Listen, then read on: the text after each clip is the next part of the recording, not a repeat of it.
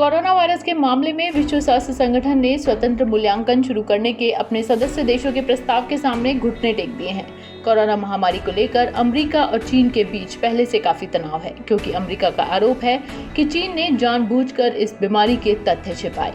अफ्रीकी और यूरोपीय देशों व अन्य देशों के संगठन ने कोरोना महामारी को लेकर एक समग्र मूल्यांकन की मांग की है। इस बारे में कहा गया है कि यह कोविड-19 पर वैश्विक प्रतिक्रिया के WHO के समन्वय से मिले सबक की समीक्षा पर आधारित है।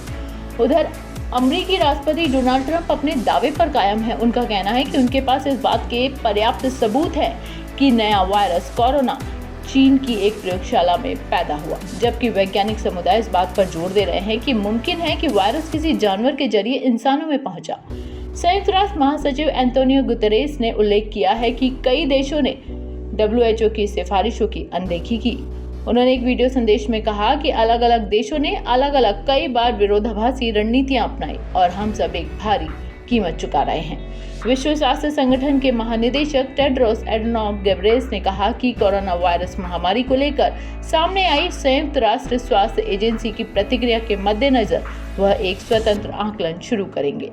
WHO की जनवरी से अप्रैल के बीच कोविड-19 महामारी पर प्रतिक्रिया को लेकर एक स्वतंत्र निरीक्षण सलाहकार समिति ने अपनी पहली अंतरिम रिपोर्ट भी छापी है। इसके बाद WHO महानिदेशक ने यह संकल्प लिया है। 11 पन्नों की इस रिपोर्ट में सवाल उठाया गया है कि क्या महामारी को लेकर विश्व को सतर्क करने वाली WHO की चेतावनी प्रणाली और यात्रा सलाह पर्याप्त थी।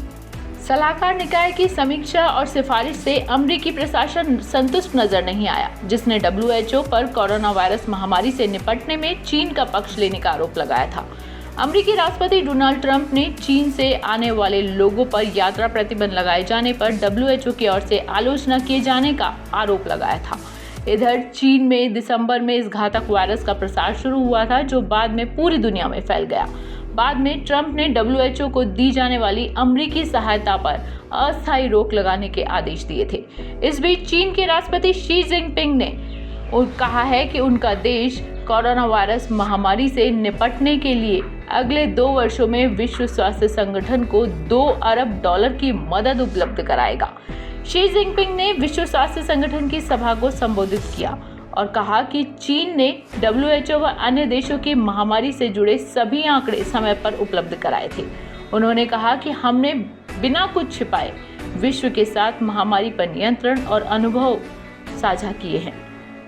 जिनपिंग ने कहा कि हमने जरूरत पड़ने पर देशों की सहायता करने के लिए अपनी क्षमता के अनुसार हर संभव प्रयास किए हैं।